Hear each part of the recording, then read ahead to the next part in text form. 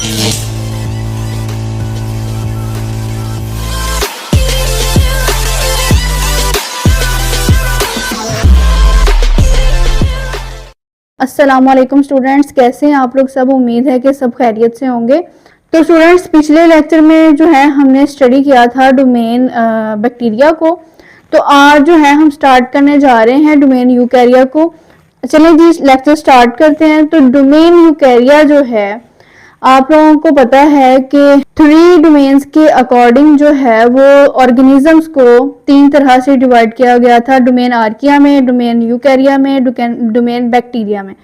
तो डोमेन जो यूकैरिया है वो जो है उसमें जितने भी ऑर्गेनिजम्स हैं वो किस में आते थे, यूकैरियोट्स में। तो इसलिए कहा जाता है डोमेन यूकैरिया जो है वो जो है वो क्या है, यूकैरियोट। डोमेन यूकैरिया जो है उसमें जितने भी ऑर्गेनिजम्स हैं वो क्या कहलाएंगे, यूकैरियोट्स। और डोमेन आर्किया और डोमेन बैक्टीरिया में जितने भी ऑर्गेनिजम्स हैं वो क्या कहलाएंगे, प्रोकैरियोट्स। जी, हमें समझ आ गई कि डोमेन यूकैरिया जो है वो यूकैरियोट्स है। ठीक है, इसमें जितने भी ऑर्गेनिजम्स हैं वो यूकैरियोट्स हैं। अब तमाम के तमाम वो ऑर्गेनिजम्स जो यूकैरिया में आते हैं वो कौन से सेल्स उनके पास होंगे, यूकैरियोटिक सेल्स। कौन से सेल्स होंगे जी, यूकैरियोटिक सेल्स। यूकैरियोटिक सेल्स आप लोगों को पता है कि ऐसे यूकैरियोटिक सेल्स ऐसे सेल्स होते हैं जिनमें प्रोमिनेंट न्यूक्लियस पाया जाता है। प्रोकैरियोटिक वो थे, हमने बात की थी कि जिनमें प्रोमिनेंट न्यूक्लियस नहीं पाया जाता। अब यूकैरियोटिक सेल वो वाले सेल्स हैं जो कि जिनमें प्रोमिनेंट न्यूक्लियस पाया जाता है, और वो फिर जाहिर सी बात है वो डिफरेंट हैं फ्रॉम प्रोकैरियोटिक सेल्स। यानी कि यूकैरिया जो हैं वो टोटली डिफरेंट हैं फ्रॉम डोमेन आर्किया और डोमेन बैक्टीरिया से। तो चलिए जी, कुछ इसकी जो डोमेन यूकैरिया की हैं वो कैरेक्टरिस्टिक्स के बारे में बात कर लेते हैं कि कैरेक्टरिस्टिक के हवाले से जो डोमेन यूकैरिया है वो डोमेन बैक्टीरिया और डोमेन आर्किया से किस तरह से डिफरेंट है, क्या क्या स्पेशलिटी इनमें पाई जाती है जो दूसरी 2 डोमेन से इसको मुख्तलिफ बनाती हैं। ठीक है, चलिए जी, सबसे पहली कैरेक्टरिस्टिक हमारे पास आती है सेल स्ट्रक्चर। सेल स्ट्रक्चर के हवाले से अगर हम डोमेन यूकैरिया की बात करें तो इनके पास जो है वो यूकैरियोटिक सेल्स होते हैं। कौन से सेल्स होते हैं, यूकैरियोटिक सेल्स। डोमेन यूकैरिया में आने वाले तमाम ऑर्गेनिजम्स के पास कौन से सेल्स होंगे, यूकैरियोटिक सेल। ये आप लोगों ने बात याद रखनी है। अब यूकैरियोटिक सेल किनके पाए जाते हैं, इनके पास जो है वो प्रोमिनेंट न्यूक्लियस भी होता है। क्या होता है, प्रोमिनेंट न्यूक्लियस, ट्रू न्यूक्लियस कह लें या प्रोमिनेंट न्यूक्लियस कह लें। ठीक है, इनके पास ट्रू न्यूक्लियस होता है जो कि न्यूक्लियर मेम्ब्रेन जो है उसके गिर चढ़ी हुई होती है। ठीक है, अच्छा जी, अब इसके पास जो है यूकैरियोटिक सेल्स हैं। यूकैरियोटिक सेल्स हैं तो यानी कि इसके पास न्यूक्लियस मौजूद है। न्यूक्लियस है तो इन सेल्स के पास जो है मेम्ब्रेन बाउंड ऑर्गेनेलिस भी मौजूद होती हैं। ठीक है, इनके पास क्या मौजूद होती है, मेम्ब्रेन बाउंड ऑर्गेनेलिस। अब उन ऑर्गेनेलिस में सबसे पहले हमारे पास माइटोकॉन्ड्रिया आ जाता है, क्लोरोप्लास्ट आ जाता है, endoplasmic reticulum, Golgi operators, lysosomes, peroxisome. इन सब की जो एक्सप्लेनेशन है, डिटेल है, वो नेक्स्ट हम इंशाल्लाह नेक्स्ट चैप्टर्स में पढ़ेंगे बहुत अच्छे तरीके से।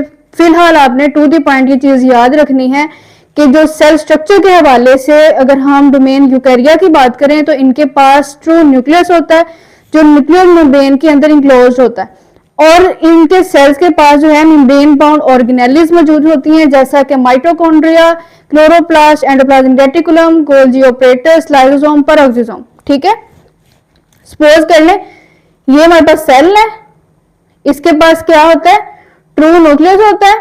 ठीक है, और मेम्ब्रेन बाउंड ऑर्गेनेलिस यहाँ पे जो है वो मौजूद होते हैं। ये सारी की सारी ऑर्गेनेलिस जो है वो इधर मौजूद होती हैं। अच्छा जी, अब जो सेल है उसके पास वो कहते हैं साइटोस्केलेटन भी मौजूद होता है। क्या मौजूद होता है, साइटोस्केलेटन। अब साइटोस्केलेटन क्या होता है, एक कॉम्प्लेक्स नेटवर्क है, एक जाल है, कॉम्प्लेक्स नेटवर्क है किनका, प्रोटीन्स का। उनमें वो क्या क्या इंक्लूडेड है, माइक्रोट्यूब्यूल्स होगी, माइक्रोफिलामेंट्स हो गए और इंटरमीडिएट फिलामेंट्स हो गए। अब ये इनका काम क्या है, ये प्रोवाइड करते हैं स्ट्रक्चरल सपोर्ट। हमारा जो साइटोस्केलेटन है वो बॉडी को क्या प्रोवाइड करता है, स्ट्रक्चरल सपोर्ट प्रोवाइड करता है, और सेल मेम्ब्रेन को भी जो है वो सपोर्ट प्रोवाइड करता है और फैसिलिटेट करता है इंट्रासेलुलर ट्रांसपोर्ट।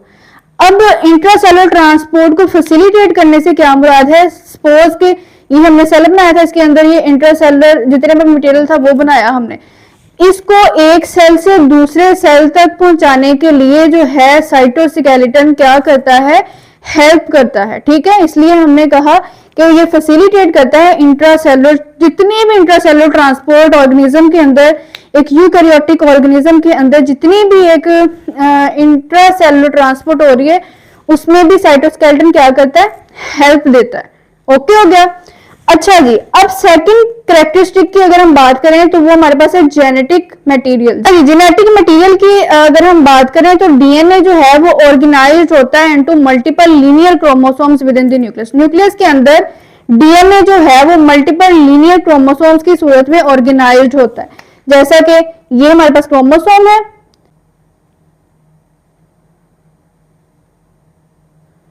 ठीक है, ये क्रोमोसोम है और डीएनए जो है इसके अंदर मल्टीपल लीनियर की शक्ल में ऑर्गेनाइज्ड होता है। सारा का सारा जो है इसके अंदर एम्बेडेड होता है डीएनए। डन हो गया। न्यूक्लियस के अंदर ये पाया जाता है और ये एसोसिएट होता है किसके साथ, हिस्टोन प्रोटीन्स के साथ।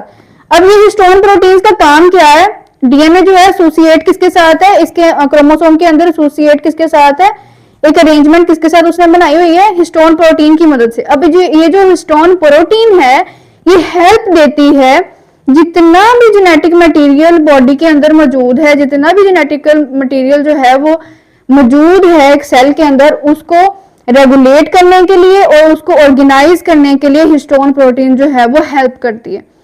ओके हो गया। ये बात की हमने जेनेटिक मटेरियल की। अब हम नेक्स्ट बात करते हैं जी रिप्रोडक्शन की। अगर हम यूकैरियोटिक डोमेन यूकैरिया की बात करें कि वो रिप्रोड्यूस कैसे करते हैं, तो ये दो तरह से रिप्रोड्यूस करते हैं, सेक्सुअली भी और एसेक्सुअली भी। ठीक है, अगर हम सेक्सुअल रिप्रोडक्शन की बात करें तो बहुत सारे जो यूकैरियोटिक ऑर्गेनिज्म है वो सेक्सुअल रिप्रोडक्शन करते हैं। और कौन कौन से प्रोसीजर इसमें शामिल हैं जिनके जरिए से ये जो है वो रिप्रोडक्शन करते हैं सेक्सुअली, तो उसमें हमारे पास आ जाता है मियोसिस। मियोसिस से क्या मुराद है कि मियोसिस में क्या होता है कि जी एग और स्पर्म जो है, एग जो है वो फीमेल गेमेट है और स्पर्म जो है वो मेल गेमेट है, वो दोनों आपस में कंबाइन करते हैं और जो है फर्टिलाइजेशन का प्रोसेस होता है। ठीक है, क्या होता है, मियोसिस हुई, एग और स्पर्म आपस में मिले और फिर क्या होती है, फर्टिलाइजेशन होती है, दो गेमेट मिलते हैं, एग और स्पर्म। ठीक है, ये जब मिलते हैं तो फर्टिलाइजेशन का प्रोसेस होता है,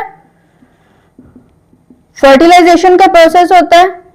फिर इससे क्या होता है जी, एक इंडिविजुअल बनता है जो जेनेटिक डाइवर्सिटी शो करता है। क्या शो करता है, जो कि जेनेटिक डाइवर्सिटी शो करता है। जेनेटिक डाइवर्सिटी से क्या मुराद है कि वो अपने पेरेंट्स के जैसा होता है, लेकिन बिल्कुल अपने पेरेंट्स के जैसा नहीं होता। जैसा कि हमने पीछे बात की थी कि वो दो आइडेंटिकल में बाइनरी फिशन में दो आइडेंटिकल सेल होते हैं, वो बिल्कुल अपने पेरेंट्स की तरह होते हैं। इसमें ऐसा होता है कि मियोसिस जब होती है, जब एग और स्पर्म मिलते हैं, फर्टिलाइजेशन का प्रोसेस होता है, एडल्ट बनता है, वो बिल्कुल अपने पेरेंट्स के जैसा नहीं होता। कुछ कुछ कैरेक्टरिस्टिक्स जो हैं वो अपने पेरेंट्स की जैसी उसकी होती हैं, लेकिन कुछ वो उनसे डिफरेंट भी होता है कुछ कैरेक्टरिस्टिक्स के लिहाज से। ठीक है, तो इस तरह से जो है वो यूकैरियोटिक ऑर्गेनिज्म जो है वो सेक्सुअली रिप्रोड्यूस करते हैं बाय मियोसिस। नेक्स्ट हमारे पास आ जाता है एसेक्सुअल रिप्रोडक्शन। अगर हम एसेक्सुअल रिप्रोडक्शन की बात करें तो कुछ ऐसे यूकैरियोटिक ऑर्गेनिजम्स हैं जो एसेक्सुअली रिप्रोड्यूस करते हैं। तो एसेक्सुअल रिप्रोडक्शन की अगर हम बात करें तो वो कौन कौन से प्रोसीजर उसमें आते हैं जिनके जरिए से वो एसेक्सुअली रिप्रोड्यूस करते हैं, तो उसमें हमारे पास होता है जी माइटोसिस, जिसमें जो है आइडेंटिकल जेनेटिकली आइडेंटिकल ऑफस्प्रिंग जो है वो बनते हैं। जैसा कि आप बाइनरी फिशन लगा लें, जैसा कि बडिंग। ठीक है, तो उसके जरिए जो है वो जेनेटिकली आइडेंटिकल ऑफस्प्रिंग जो है प्रोड्यूस होते हैं with the procedure of mitosis. Next हमारे पास अगली कैरेक्टरिस्टिक आती है जी complex cellular organisation.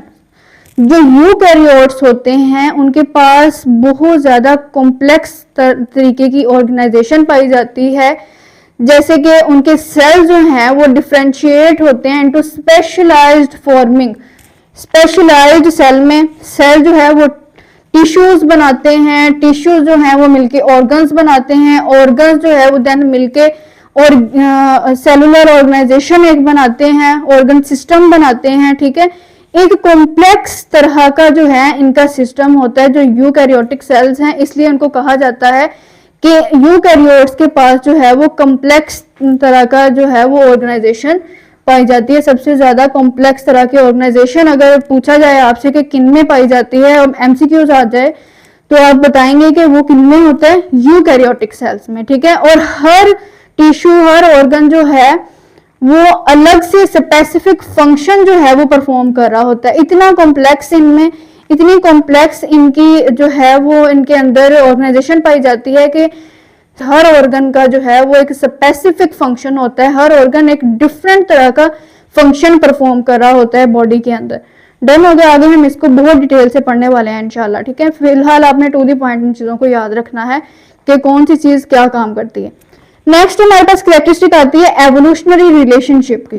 Evolutionary relationship की अगर हम बात करें तो बुक में आपके लिखा हुआ है कि जो यूकैरियोट्स हैं वो यूकैरियोट्स के मुतालिक ये माना जाता है, ये बिलीव किया जाता है कि वो ओरिजिनेट हुए हैं फ्रॉम एंडोसिम्बायोसिस। एंडोसिम्बायोसिस के जरिए जो है वो ओरिजिनेट हुए हैं। अब एंडोसिम्बायोसिस सिम्बायोसिस रिलेशनशिप की कल भी हमने बात की थी कि ऑर्गेनिज्म जो हैं उनको एक दूसरे से फायदा हो रहा होता है। ठीक है, एक साथ रहते हैं, दो डिफरेंट ऑर्गेनिज्म अगर एक साथ रहने लग जाएं, रिलेशनशिप कायम कर लें तो उन दोनों को एक दूसरे से बेनिफिट हो रहा होता है।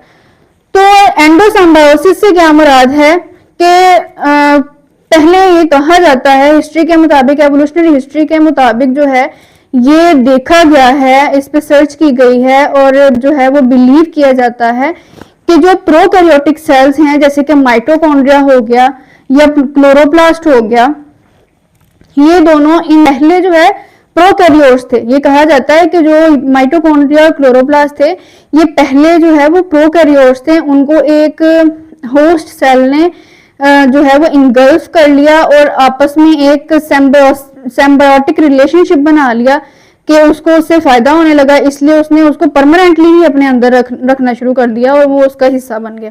जैसे कि आप हिस्ट्री की अगर हम बात करें तो कह लें कि ये एक होस्ट सेल है, उसने जो है वो माइटोकॉन्ड्रिया को जो है वो इनगल्फ कर लिया, उसके अंदर ये चला गया, आगे अंदर गया तो ये उसकी जो है वो मेम्ब्रेन जो है वो दोबारा सेट हो गई।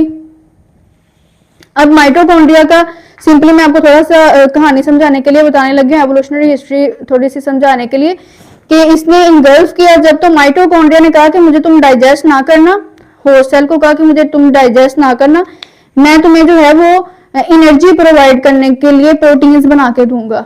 माइटोकॉन्ड्रिया का ये काम है कि ये एनर्जी प्रोवाइड करता है। इसका दूसरा नाम ये भी है कि ये power house of the cell है, यानी कि ये एनर्जी प्रोवाइड करता है। तो उसने कहा कि तुम मुझे इनगल्फ ना करना, मैं तुम्हें जो है वो प्रोटीन्स बना के दूंगा, मैं तुम्हें फायदा दूंगा। तो जाहिर सी बात है होस्ट सेल को जो है वो फायदा हुआ था, उसने उसको इनगल्फ नहीं किया, उसने उसको नहीं डाइजेस्ट किया, उसने उसको इनगल्फ तो किया लेकिन उसे डाइजेस्ट नहीं किया।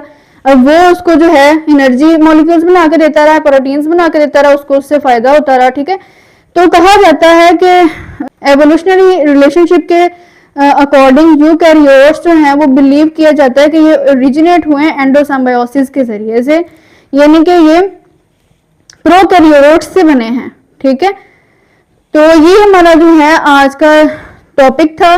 आपने इसको अच्छे से जो है वो प्रिपेयर करना है। कोई भी ऐसी टर्म जो आपको समझ ना आए वो कमेंट सेक्शन में जरूर पूछें। अपना बहुत ज्यादा ख्याल रखें, दुआओं में याद रखें। ओके जी स्टूडेंट्स, अल्लाह हाफिज, मिलते हैं अगले लेक्चर में।